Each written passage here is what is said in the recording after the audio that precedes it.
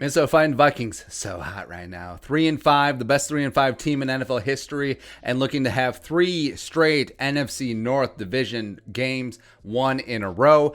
5-4 Bears stand in the way. They're the biggest frauds in NFL history. Anemic on offense. The defense is aight, but the Vikings could and should get it done. They're 2.5-point favorites on the road for a reason. So here are 5 keys for the Vikings to get it done on Monday Night Football. Dun, dun, dun, dun. Even though the Vikings never win at Soldier Field and Kirk Cousins never won a Monday Night Football, narratives dead, deceased, ceased to be. Key number 1.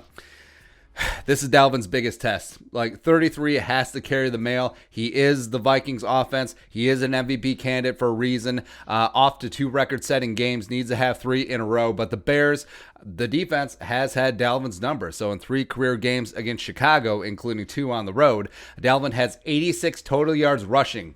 Total. 1 touchdown came in last year's matchup, as well as an average of 2.53 yards per carry, which is not ideal. So big test ahead. Bears, Chuck Pagano, respect. They are going to make Dalvin public enemy number 1. But Akeem Hicks is not your dad's Akeem Hicks. He's lost a little bit, but he's still pretty damn good. Roy Robert Harris, being out on IR is monstrous. He basically single-handedly wrecked the Vikings' interior offensive line last year, week 4. Ask Garrett Bradbury about that, and Pat Elflein. And then also, you have to deal with Khalil Mack and Roquan Smith and Danny Trevathan in that front 7, sure. But I think that they can get it done. This Vikings offensive line is gelling, and they're frankly as good as I've seen an offensive line play together for the Vikings since 2012. No cap. Absolutely no cap. So if Dalvin really is the MVP, he's going to have a big-time MVP-adjacent performance on Monday night on national TV under the bright lights. I think he can do that. I think the Vikings will eat a W. Key number 2 for the Vikings to get it done on Monday against the Bears.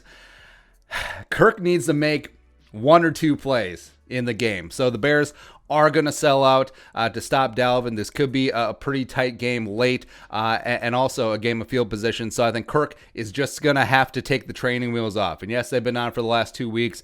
Packers game, sure, win. Lions game, Dalvin was cooking. What are you going to do? But it's worked. Limiting Kirk Cousins making absolutely boneheaded mistakes has been the key. And Kirk is one of the big reasons why they didn't get it done last year on the road in Chicago, even though Chase Daniel had his amazing game ever, blah, blah, blah. No, it really was a Vikings miscues, and Kirk Cousins led the way there. So he absolutely cannot revert into bad Kirk. He needs to make a play or 2 on Monday night. He needs to take a little bit of a chance, but he cannot go back to the earlier season Kirk Cousins who gave up 10 meatballs. He can't do that. So we need dime dropping Kirk Cousins, and we've seen that before. We saw that last year. He had the best season of his career, also won a playoff game. So hitting Adam Thielen, Justin Jefferson on one of those skinny posts off of play action type Kirks, splitting those safety, the Tin Pot Pizza Ranch dictator. Woo! Stock is up, baby. Let's go. And Jefferson and Thielen versus that secondary. Jalen Johnson, respect, love him. 2nd round pick, rookie out of Utah, as well as Eddie Jackson. Cheeseburger Eddie is one of the best safeties in the league. I still take our guys. Still will. Next up, key number 3 for the Vikings, get it done on Monday night. Khalil Mack. That is all. So we did a full video on him on Thursday. Mack has 37 pressures and 6.5 sacks this season. Also, last year in the week 4, at Soldier Field, he had 7 pressures and 2 sacks. They were less than ideal. Also, you're going to have a big day for Riley Reef, who left tackle, has only allowed 6 pressures, 0 sacks this season, often one of the best starts of his career. He needs to continue that. He needs to come back and revenge himself. Avenge me. Avenge me. Avenge yourself, man, against Khalil Mack, as well as Brian O'Neill's going to have to step up. But also, they do have Robert Quinn this season, so that they do have a nice little opposite piece as opposed to Floyd, who was not really doing it the last couple of years. So I think that Khalil Mack is still public enemy number 1. And the last 2 games, like we've said, this is as good as I've seen a Vikings offensive line play in a long time. They're fast, they're nasty, they're confident, they're communicating much better, and this team is dangerous if this offensive line is the new normal. Because if you look back, weeks 1 through 5, well, specifically weeks 1 and 2, the sacks and pressures were miscommunications, stunts, blitzes, etc. Ezra Cleveland in at right guard now. Hopefully they're getting things squared away. They have the most athletic offensive line in the NFL up front. So now if they can just keep Khalil Mack away on the edges with Reef, with O'Neal, with tight ends chipping, even if Irv Smith misses, they got to get it done. If 52 is stopped, I think the Vikings walk out of there with a win. Next up, key number 4 for the Vikings to win in ChiTown. We after that ass, Nicky. We after that ass. And I know BD Nick has that BD energy, but it's going to be un poquito. It's like, I was in the pool after Monday night. So the Vikings got 12 pressures and 2 sacks on Stafford and the Lions on Sunday. And they're going to have to generate some heat on Foles, who will probably be forced to throw because David Montgomery is in the concussion protocol, might not make it back on Monday night. And right now the running back 2 is Cordero. Also, like they have Lamar Miller on the practice squad. Congratulations. As well as that offensive line, especially interior, they've been dinged up. So they lost right tackle Bobby Massey. Also on the interior, center Cody Whitehair missed the Saints game with a calf injury 2 weeks ago, then was put on the COVID list. His replacement, Alex Bars, the second-year UDFA coming out of Notre Dame, has been a train wreck. James Daniels went out in early October with a torn pec, which is unfortunate. Love the pride of Iowa. And now they're starting 7th-round pick Arlington Hambright.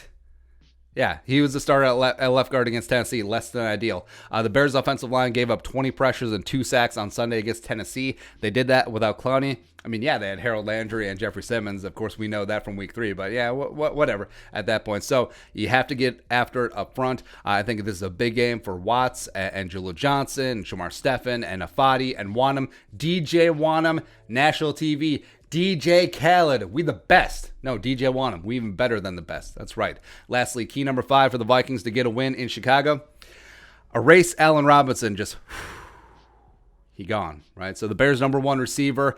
It's really about all they got in the passing game as well, but he does have a nice rapport with Nick Foles. 57 catches, 712 yards receiving, 3 touchdowns, 5th in NFL receiving yards. Maybe just Allen Robinson has a thing for former Jaguars quarterbacks. It just works out, right? But he did catch all 7 of his targets week 4 against the Vikings last year for 77 yards. But like we said, that's really about it. If you erase the pride of Penn State, I think that you do have a damn good shot of shutting down that Bears offense, which it's kind of anemic to begin with. But you got Anthony Miller working from the slot, the pride of Memphis. He is a drop machine. Rookie Darnell Mooney, who I liked coming out of Tulane, was a 5th-round pick, has 31 catches, 348, and 2 touchdowns. So you do have to be, to a degree, concerned about him. Riley Ridley has the name, not the game, hasn't really been able to get on the field. Did have 2 catches against the Titans in his first real action this season. And then for some reason, somehow, some way, the corpse of Jimmy Graham is alive and well. He leads the team with 5 touchdowns, but it's okay. Wilson, Kendricks, best coverage linebackers in the National Football League. Harrison Smith and Anthony Harris, the best coverage safeties in the league as well. So I'm okay. So with Allen Robinson, I would put Gladney on him, but the Vikings, they do seem content with the rotation right now. Plus, they do have guys coming back from injury. Cameron Dantzler practiced on Thursday, which is really the Wednesday of this week since it's on Monday night, so that's promising. And Chris Boyd has played significantly better the last 2 weeks. Chris Jones showed some flashes against the Lions. And also, Chris Jones being a big-bodied cornerback, I would love to see him bodied up against Allen Robinson. I think that would make a lot of sense there. But bracket coverage him, shade a safety over to his side and cover 1, cover 2. Anyone but Allen Robinson has to beat you if they're going to beat you on Monday. If someone else goes off, that's fine. You can live with that. So final score prediction.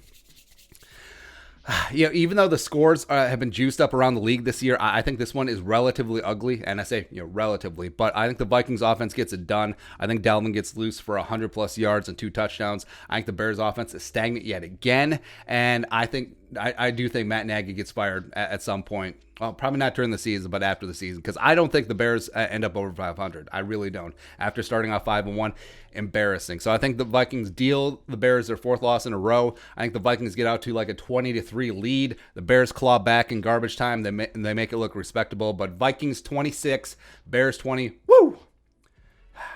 Just love it. Just love it, man. 4-5, the best 4-5 team in NFL history. 3 straight division wins, 3-1 in division. Gonna go a long way. So let's get it done. I love it, man. But your thoughts and your predictions, let us know in the comment section below. Subscribe for daily Vikings takes. Want to support that work? Pull us up on the Venmo. But until next time, Skull Production Value.